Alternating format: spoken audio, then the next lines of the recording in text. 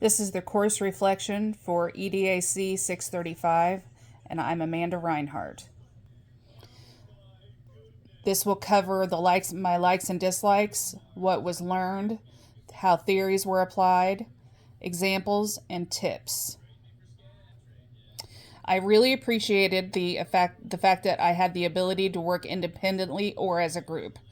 I liked having that option. I'm a busy mom of two young kids, and I work two jobs, and so having the ability to make that choice was definitely helpful. The weekly discussions with questions to answer were really helped me to understand more of what the text was saying. Being able to read other people's answers was also extremely helpful for me. Seeing how other people translated what was read was useful. I also really like the fact that the instructor is easily accessible and is always willing to help and to explain things over and over, which I often needed.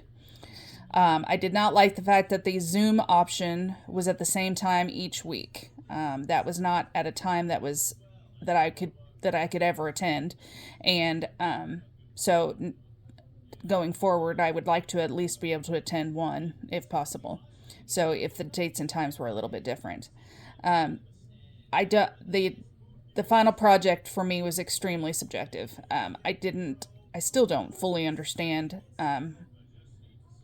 all the details and exactly what I was supposed to do.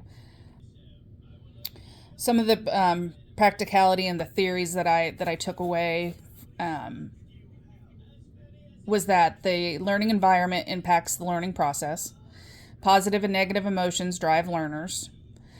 Physical learning allows adults to try and learn by doing. Spirit motivates learners to learn. And all of these theories can be put into practice and are put into practice, whether it's intentional or not.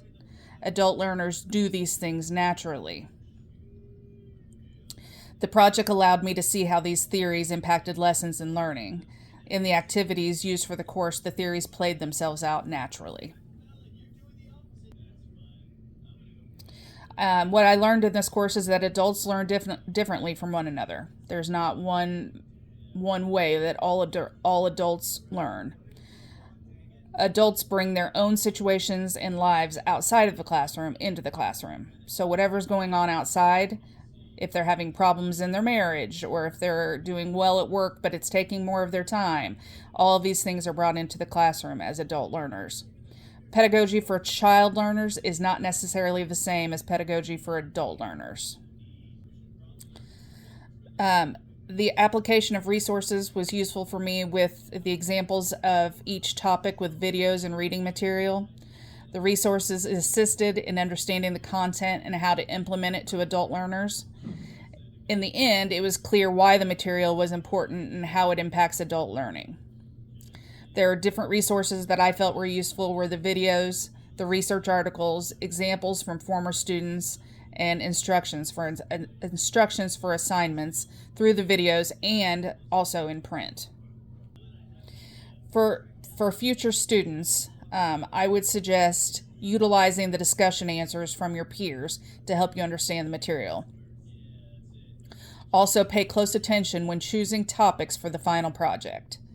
I did not, and well, I paid attention, I just didn't know what I was paying attention to, and it became a mess really quickly.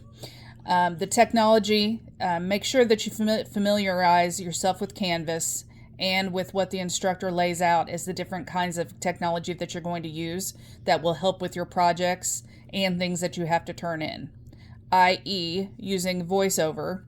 I still don't know how, which is why I'm doing it this way.